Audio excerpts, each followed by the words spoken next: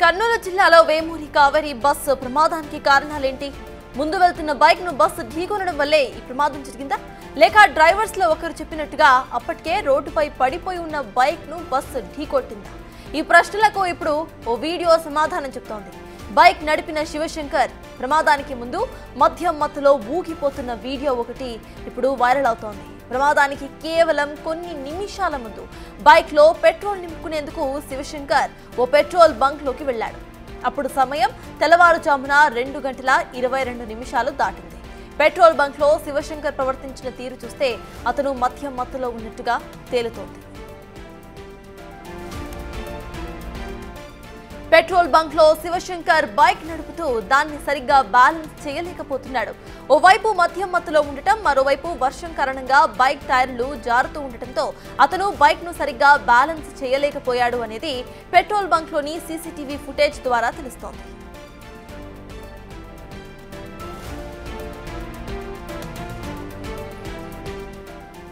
2:22 petrol bunk వచ్చిన శివశంకర్ ఆ తర్వాత 2:26 అక్కడి నుంచి బయలుదేరాడు. 2:39 పెట్రోల్ బంక్ క్రాస్ చేసింది బస్. అంటే ప్రమాదానికి ముందు 13 నిమిషాలకు అసలు ఏం జరిగింది? బస్ టూ వీలర్ ను ఢీకొట్టిందా? టూ వీలర్ స్కిడ్ అయ్యి పడిపోయిందా? పెట్రోల్ బంక్ నుంచి రోడ్డు మీదకి వచ్చిన తర్వాత కూడా ఇదే పరిస్థితుల్లో బైక్ నడపడం వల్ల అది స్కిడ్ అయ్యి శివశంకర్ పడిపోయాడా? లేక ఇంకో వాహనం ఏదైనా ఢీకొనడంతో శివశంకర్ బైక్ మీద నుంచి పడిపోయి ఉంటాడా అనే దానిపై ఇప్పుడు క్లారిటీ రావాల్సిన అవసరం ఉంది.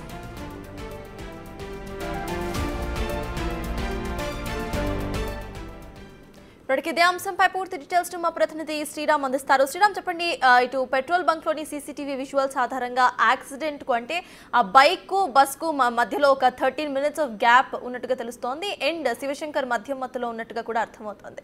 అసలు ఇటు ఏదైతే హైవే మీద యాక్సిడెంట్ జరిగిందో అక్కడ ఎక్కడా కూడా ఇటు సీసీటీవీ కెమెరాస్ లేవా? అట్ ద సేమ్ టైం ముందరే చనిపోయాడా లేకపోతే బస్సు గుద్దేసిందా అనే దాని మీద పోలీసులు అసలు ఏ రకంగా విచారణ చేసే అవకాశం ఉందనుకోవాలి? ఎస్ సత్తాజ్, ఎట్టకేలకు జరిగిన ఘోర రోడ్డు ప్రమాద ఘటన ఏదైతే ఉందో మనం చూసే ఈ జాతీయ రహదారి ఇటు కాశీ నుండి కన్యాకుమారికి వెళ్ళే మార్గం ఇది. ఈ మార్గం గుండానే మనం చూస్తున్నాము. ఎగ్జాక్ట్గా ఈ బైక్ వచ్చే మిడిల్ లైన్ ఏదైతే ఉందో ఈ మార్గం గుండానే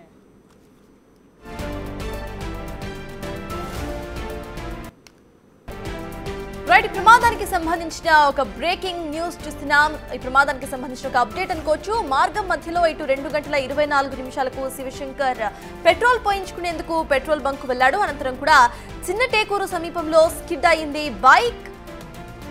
దానికి సంబంధించిన బ్రేకింగ్ అప్డేట్ చూస్తున్నాం. డివైడర్ ను ఢీ కొట్టడంతోనే బైక్ నడుపుతున్న శివశంకర్ మృతి చెందినట్టుగా ప్రాథమిక విచారణలో తేలింది. వెనక కూర్చున్న ఎర్రిస్వామి దీనికి సంబంధించి ఇటు పోలీసులకు సమాచారం అందించినట్టుగా తెలుస్తోంది. స్వల్ప గాయాలతో ఎర్రస్వామి బయటపడ్డారు. దీనికి సంబంధించి పోలీసులు ఒక బ్రేకింగ్ ను రిలీజ్ చేశారు. అయితే రోడ్డు మధ్యలోనే ముందరగానే ఇటు డ్రైవర్ చెప్పినట్టుగా, సెకండ్ డ్రైవర్ చెప్పినట్టుగా బైక్ కు సంబంధించిన శివశంకర్ ముందుగానే మరణించున్నాడా లేకపోతే బస్సు ఢీకొనడం ద్వారా మరణించాడా అనేది పెద్ద క్వశ్చన్ మార్క్ గా మారింది ఈ కర్నూలు బస్ ట్రాజడీ కేసులో. అయితే శివశంకర్ మద్యం మత్తులో ఉండటం కారణంగా, అక్కడ వర్షం కురుస్తూ ఉండటం కారణంగా ఇటు బైక్ స్కిడ్ అయ్యి డివైడర్ ను ఢీకొనడంతో శివశంకర్ మృతి చెందినట్టు, శివశంకర్ వెనక కూర్చున్న పైలన్ గాయాలతో బయటపడినట్టుగా తెలుస్తోంది. మనం పెట్రోల్ బంక్ విజువల్స్ ఒకసారి చూసుకుంటే శివశంకర్ మాత్రమే కాదు, శివశంకర్ తో పాటు బ్యాక్ సీట్ పైలన్ లో ఇంకొక వ్యక్తి కూడా కూర్చున్నారు. మనం విజువల్స్ లో చూడొచ్చు. ఆ వెనక వ్యక్తి కూడా ఇటు బైక్ మీద ఎక్కి కూర్చుంటున్న విజువల్స్ మనకి స్క్రీన్ మీద కనిపిస్తున్నాయి. అయితే బైక్ నడుపుతున్న విజువల్ కూడా మనం ఒకసారి శివశంకర్ ది చూస్తే అక్కడ సరిగ్గా ఒక మద్యం మత్తులో నడుపుతూ కూడా హ్యాండిల్ ను సరిగ్గా మెయింటైన్ చేయలేకపోతున్న విజువల్ కూడా మనకి స్క్రీన్ మీద కనిపిస్తోంది. ఫస్ట్ గా ఇటు పెట్రోల్ బంక్ లోపలికి వచ్చిన విజువల్ మనం చూస్తున్నాం. సో ఫస్ట్ ఇటు బైక్ స్కిడ్ అయి పడిపోవడం కారణంగానే శివశంకర్ మృతి చెందినట్టుగా తెలుస్తోంది.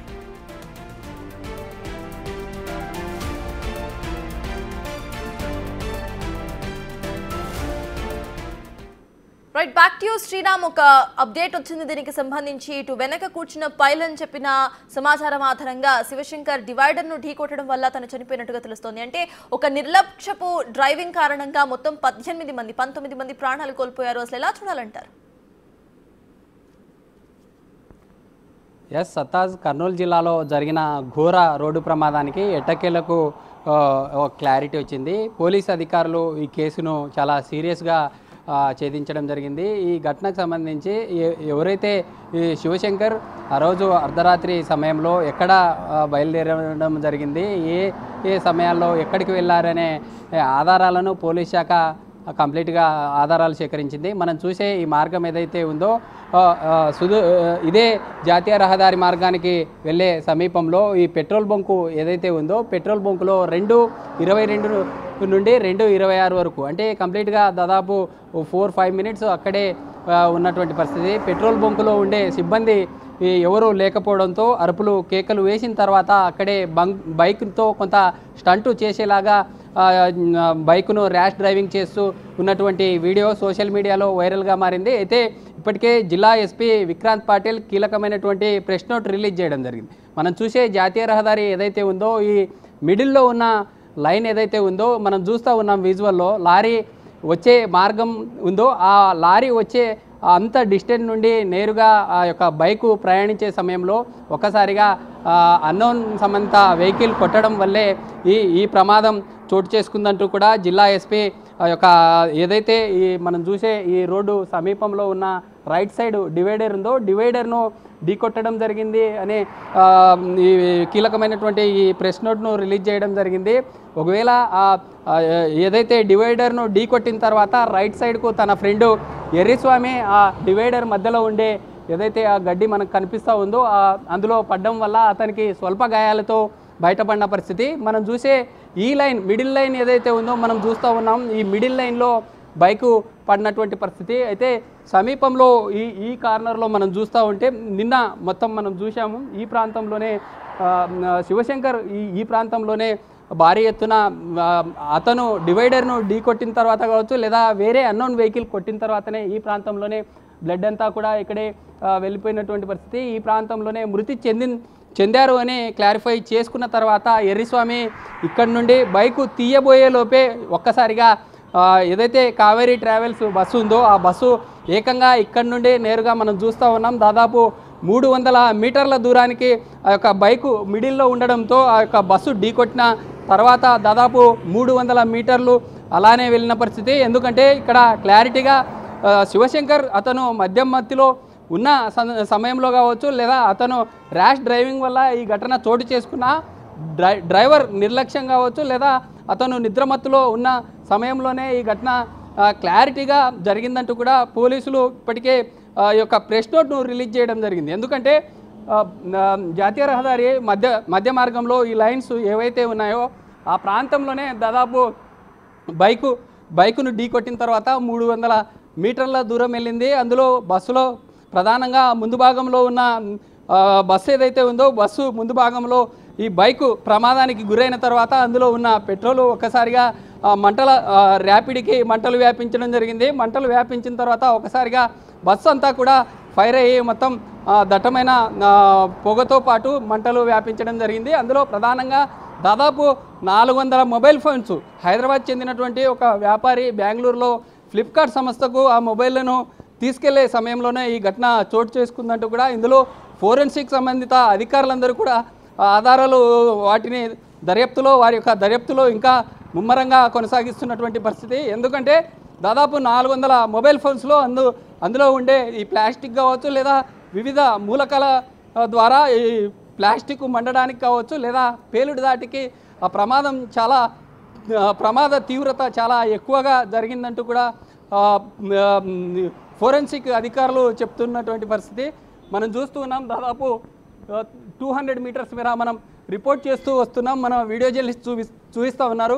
ఎగ్జాక్ట్ ఏదైతే ఈ రోడ్ డైవర్షన్ చేశారో రోడ్ చేసిన ప్రాంతంలోనే ఎగ్జాక్ట్గా దాదాపు ఆ బస్సు ఢీకొట్టిన తర్వాత 2 వీలర్ను ఊడ్చుకెళ్ళి వచ్చినటువంటి పరిస్థితి.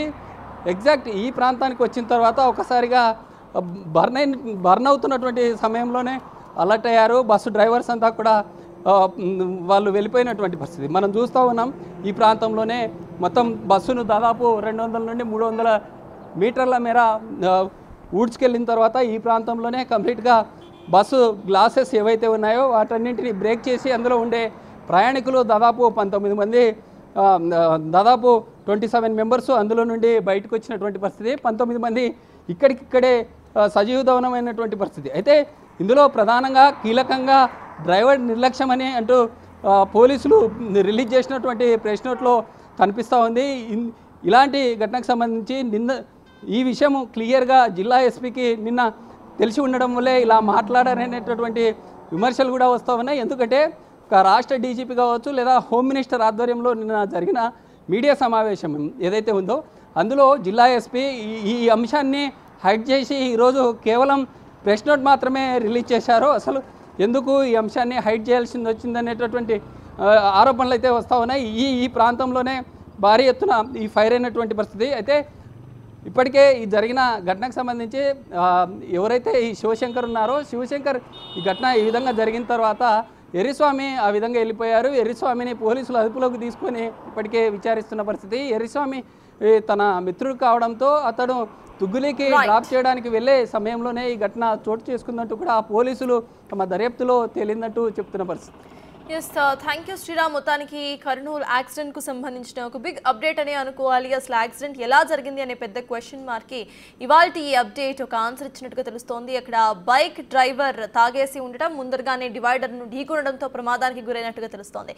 దీనికి సంబంధించిన డీటెయిల్డ్ విశ్లేషణ మా ఇన్పుట్ ఎడిటర్ పవన్ అందించడానికి లైవ్లో సిద్ధంగా ఉన్నారు.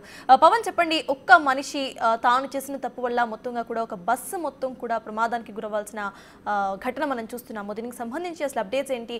ఇటు పోలీసులు ఇంకా ఎక్కువ రూల్స్ ఏవైతే ఉన్నాయో ఇంకా కఠినతరం చేయాల్సిన అవసరం ఉందనుకుంటారు. ఇది ఒక వేకప్ కాల్ అనుకోవాలా? అప్డేట్స్ ఏంటి?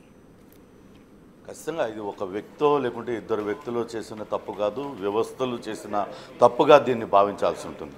ఇప్పటిదాకా కూడా చిన్నటేకూరు, కర్నూలు చిన్నటేకూరులో జరిగిన ఘోర దుర్ఘటన తర్వాత అక్కడ పోలీసులు రకరకాల ప్రకటనలు చేశారు. ముందుగా అటు శివశంకర్ను ముందుగా వాహనం రాంగ్ రూట్లో వస్తుంటే బస్సు ఢీ కొట్టింది అంటూ మొదట వార్తలు వచ్చాయి. ఆ తర్వాత వెళ్తున్న వాహనాన్ని వెనకాల నుంచి బస్సు ఢీ కొట్టిందనే వార్తలు వచ్చాయి. కానీ ఆ తర్వాత ఎస్పీ కొంత అక్కడికి వచ్చిన తర్వాత ప్రకటించారు, ఏదైతే ఈ వాహనం ప్రమాదానికి గురైన వాహనాన్ని ఎలా గుద్దారో తెలియదు. దానిపైన శివశంకర్ వేరే వాహనం ఏదైనా గుద్ది చనిపోయాడా, రోడ్డు మీద పడి ఉన్న వాహనంపైకి ఈ వెహికల్ ఎక్కేసిందా అనే అనుమానాలను రేకెత్తించేలాగా విక్రాంత్ పాటిల్ వ్యాఖ్యలు చేశారు. ప్రమాదం ఎలా జరిగిందనే దానిపైన స్పష్టత ఇవ్వకపోవడంతో రకరకాల ఊహాగానాలు చెలరేగాయి. కొద్దిసేపటి క్రితమే దీనికి సంబంధించిన అప్డేట్ అనేది అటు కర్నూలు ఎస్పీ విక్రాంత్ పాటిల్ ఇచ్చారని చెప్పవచ్చు. అందులో ఈరోజు ఉదయం ఒక వీడియో సామాజిక మాధ్యమాల్లో చెక్కలు కొట్టింది, మనం కూడా ఎక్స్క్లూజివ్గా చూపించాం. అందులో మద్యం మత్తులో ఊగిపోతూ శివశంకర్ మరో స్నేహితుడిని ఎక్కించుకొని ఆయన పెట్రోల్ పంప్ దగ్గర చేసిన విన్యాసాలను గమనించాం. అది ప్రమాదానికి జస్ట్ కొద్దిసేపటి క్రితం ముందు జరిగింది. అది సీసీ కెమెరాలో చాలా స్పష్టంగా రికార్డ్ అయింది. 2:30 ప్రాంతంలో ఆయన అక్కడ పెట్రోల్ పంప్కి వచ్చినట్లుగా తెలుస్తుంది. ఇక ప్రమాదం జరిగింది అటు 2:30, 3 గంటల మధ్యలో 3:30కు ఈ ప్రమాదం జరిగినట్లుగా పోలీసులు చెప్తున్నారు. అంటే ఆ పెట్రోల్ పంప్ నుంచి వెళ్ళిన తర్వాత ఆ వెనకాల కూర్చున్న వ్యక్తి ఏమైపోయాడు, ఏం జరిగింది, శివశంకర్ చనిపోవడానికి కారణం ఏంటి, ఇలా రకరకాల ఊహాగానాలన్నీ వచ్చాయి. కానీ దానికి ఒక క్లారిటీ ఇప్పుడు జిల్లా ఎస్పీ ఇచ్చారని చెప్పవచ్చు. ఆయన దించడానికి వెనకాలన్న తన స్నేహితుడు ఎర్రిస్వామిని దించడానికి శివశంకర్ ఆ పెట్రోల్ పంప్ నుంచి బయటకు వచ్చి హైవే మీద ప్రయాణిస్తున్న క్రమంలోనే వాహనం అదుపు తప్పి ఒక్కసారిగా ఢీ కొట్టడం, ఆ ప్రమాదంలో తీవ్ర గాయాల పాలై శివశంకర్ అక్కడికక్కడే మృతి చెందాడు. అదే సమయంలో బండి వెనకాల కూర్చొని ప్రయాణిస్తున్న ఎర్రిస్వామి ఎగిరి పక్కకు పడిపోవడంతో స్వల్ప గాయాలతో బయటపడ్డాడు. వెంటనే అక్కడ కింద పడిపోయిన తన స్నేహితుడి పరిస్థితిని చూడడానికి దగ్గరకు వచ్చి చూస్తే అతను అప్పటికే చనిపోయినట్లుగా తెలవడంతో అక్కడ కొంతవరకు ఆందోళనకు గురయ్యాడు.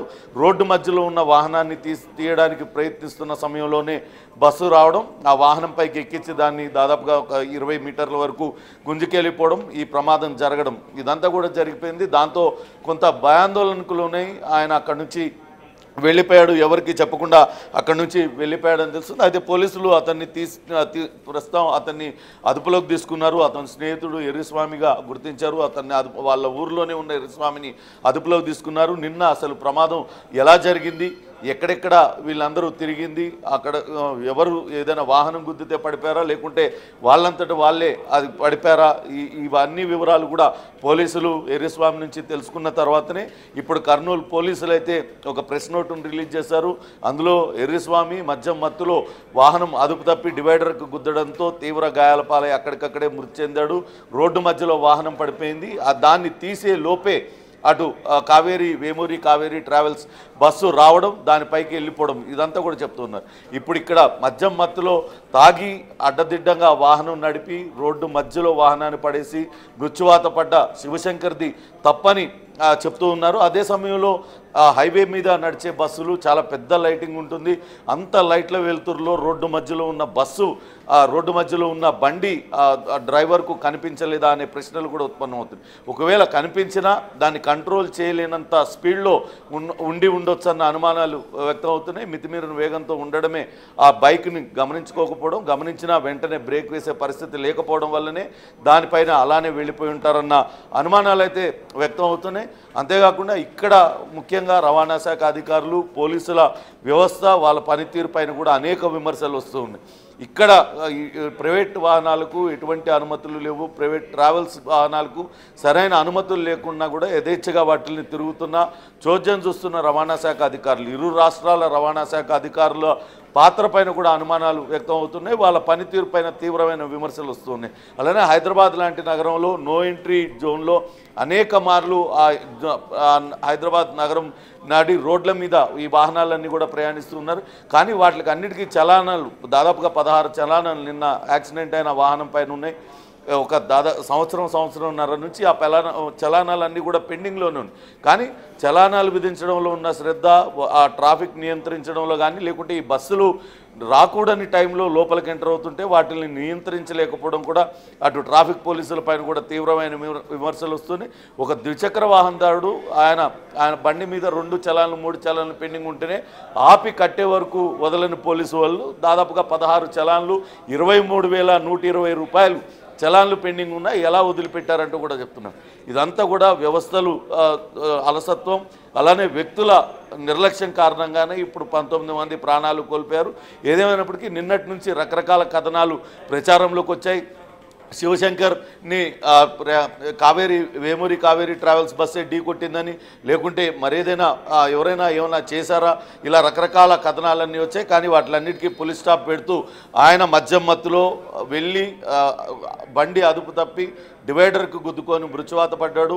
రోడ్డు మధ్యలో బండి ఉండిపోయింది. వెనకాలన్న స్నేహితుడు దాన్ని తీయాలనుకునే లోపే ఈ వేగంగా వచ్చిన కావేరీ ట్రావెల్స్ బస్సు దానిపై నుంచి వెళ్ళడం, ఒకసారిగా మంటలు చెలరేగడం, ఈ అగ్ని ప్రమాదం జరిగి 19 మంది మృత్యువాత పడ్డారన్న విషయం కూడా వెలుగులో, దానికి ఒక స్పష్టతనైతే పోలీసులు ఇచ్చారు. చూడాలి. ఇప్పటికే అటు డ్రైవర్ పోలీసుల అదుపులోనే ఉన్నాడు. అతని పైన కావేరీ ట్రావెల్స్ యజమాని పైన కూడా ఇద్దరిపైన కేసులు నమోదు చేశారు. ఏ రకంగా దర్యాప్తు ముందుకెళ్తుందనేది మాత్రం వేచి చూడాలి. సర్తాజ్. అయితే పవన్, ఇందాక మీరు చెప్పినట్టు అండ్ నిన్న కూడా మీరు చెప్పారు ఇటు బస్సెస్కు సంబంధించి స్టేజ్ క్యారియర్స్ అనుమతి మాత్రమే ఉంటుంది వీటికి అంటూ కూడా. సో అట్లీస్ట్ ఇప్పటికైనా ఇటు పోలీస్ కానివ్వండి, గవర్నమెంట్ కానివ్వండి స్ట్రిక్టర్ రూల్స్ చేస్తుందా అని మనం డిస్కస్ చేసుకునే లోపే ఇవాళ మళ్ళీ ఇంకొక ట్రావెల్స్ బస్ ప్రమాదం చూస్తున్నాం. ఇవన్నీ ప్రమాదాలు ఇట్లా జరుగుతూనే ఉన్నాయి. This is not the first time ఇటువంటి ప్రమాదాలు జరుగుతూనే ఉన్నాయి. అయినా కూడా గవర్నమెంట్ స్ట్రిక్టర్ రూల్స్ తీసుకురాకపోవడం, ట్రాన్స్పోర్టేషన్లో ఇటువంటి వాటిని వదిలేస్తూ ఉండటం, లైట్ తీసుకుంటూ ఉండటం ఎలా చూడాలి? దశాబ్ద కాలం క్రితం అటు జబ్బార్ ట్రావెల్స్ బస్సు పాలెం దుర్ఘటన ఇంకా కూడా మర్చిపోలేదు జనాలు ఎవరు. దాదాపుగా 40 మంది సజీవ దహనం అయిపోయారు. ఆ జబ్బార్ ట్రావెల్స్ బస్సులు ఇప్పటికి కూడా అవి ప్రైవేట్ ట్రావెల్స్ నడుస్తూనే ఉన్నాయి. ఇక్కడ నుంచి ముంబైకి, బెంగళూరుకి విపరీతంగా తిరుగుతూనే ఉన్నాయి. ఇప్పుడు ఈరోజు ఉదయం నుంచి కూడా అటు రవాణా శాఖ అధికారులు రోడ్ల మీదకి వచ్చారు. ఆర్టీఏ అధికారులు తనిఖీలు నిర్వహిస్తున్నారు, చలాన్లు, ఫైన్లు రాస్తూ ఉన్నారు. కానీ ఇట్లా కాకుండా నిరంతరం వాటిపైన ఒక కన్నేసి ఉంచాలి. నిబంధనలు అతిక్రమించి తిరుగుతున్న వాహనాలను కట్టడి చేయాల్సిన అవసరం ఉంది. కాబట్టి వీళ్ళు కఠినంగా వ్యవహరిస్తూ ఇటువంటి అనుమతులు లేకుండా బస్సులు తిరగడాన్ని వాళ్ళు నియంత్రించగలిగితే ఇటువంటి ఘటనలు పునరావృతం కావంటూ చెప్తున్నారు. అలానే అటు ఏదైతే ఈ బస్సుల్ని సంబంధించి లోపల జరుగుతున్న ఇంటీరియర్ మాడిఫికేషన్స్కి ఎటువంటి అనుమతులు ఉండడం లేదు. అలానే ఇవి సగం ప్యాసింజర్ క్యారియర్స్గా, సగం ఫ్రైట్ క్యారియర్స్గా ఈ బస్సులన్నీ కూడా తిరుగుతున్నాయి. ప్రయాణికులు ప్రయాణించే బస్సుల్లో ఎటువంటి గూడ్స్ సామాగ్రిని కూడా ఉంచకూడదు. కానీ ఈ బస్సుల్లో కింద లేయర్లో మొత్తం కూడా గూడ్స్ని క్యారీ చేస్తున్నారు. దానివల్ల కూడా అనేక ప్రమాదాలు జరుగుతున్నాయి. అందులో గ్యాస్ సిలిండర్ లాంటివి కూడా పెట్టేసి తీసుకెళ్తున్నారు. గతంలో ఒకసారి గ్యాస్ సిలిండర్ పేలి ఒక ప్రమాదం జరిగింది. నిన్న ప్రమాద తీవ్రత ఎక్కువ కావడానికి కారణం ఆ బస్సులో ఉన్న మొబైల్ ఫోన్స్, ఆ బ్యాటరీలు పేలడంగా చెప్తున్నారు. ఇటువంటి ప్రమాదకర వస్తువులన్నింటినీ కూడా ఫ్లైట్లో తీసుకెళ్లడం, ఆ బస్సుల్లో తీసుకెళ్లడం కారణంగానే ఇటువంటి ప్రమాద తీవ్రతలు ఎక్కువ అవుతున్నాయి. కాబట్టి ఖచ్చితంగా వాటిని నియంత్రించాల్సిన పని ఆర్టీఏ అధికారులదే. ఖచ్చితంగా ఇటువంటి ప్రైవేట్ ట్రావెల్స్ పైన కఠినంగా వ్యవహరించినట్లయితే ఇటువంటి ఘటనలు పునరావృతం కాకుండా ఉంటాయని చెప్తున్నారు. దీనిలో మనం ఇంకోటి కూడా గమనించుకోవాలి. ఇటీవల ఆంధ్రప్రదేశ్లో వెలుగు చూసిన లిక్కర్ స్కామ్కు సంబంధించి నిందితుడు అద్దెపల్లి జనార్దన్, ఆయన హైదరాబాద్ నగరం నుంచి ప్రతిరోజు ఇక్కడి నుంచి విజయవాడకు మద్యం సరఫరా చేశాడు అనే నిజాన్ని ఆయన స్వయంగా ఒప్పుకున్నాడు. అదే విషయాన్ని పెట్టారు. మద్యం కూడా ఒకవేళ మంటలు తగిలితే అది కూడా మండే స్వభావం ఉన్నది. రోజు ఇక్కడ బాటిళ్లు కొనడం, అవి 35 లీటర్ల క్యాన్లలో నింపి ఫినాయిల్ పేరుతో వాటినన్నింటినీ కూడా పంపారు. అంటే ఏం తరలిస్తున్నారు బస్సుల్లో అనేది గమనించుకోకుండా యాజమాన్యాలు డబ్బులు తీసుకొని వాటినన్నింటినీ ఇష్టారాజ్యంగా అనుమతించడం వల్లనే ఇటువంటి ప్రమాదాలు జరుగుతూ ఉన్నాయి. ప్రమాదాలని తీవ్రత పెరగడానికి కూడా కారణమవుతున్నాయి. కాబట్టి రవాణా శాఖ అధికారులు కఠినంగా వ్యవహరించాలి. పోలీస్ వ్యవస్థ కూడా కఠినంగా ఉండాలంటూ ప్రయాణికులు, ఈ ప్రమాదంలో ప్రాణాలు కోల్పోయిన వారి కుటుంబ సభ్యులందరూ కూడా కోరుతున్న పరిస్థితి అయితే ఉంది. Sartaj. Yes, thank you, Pawan.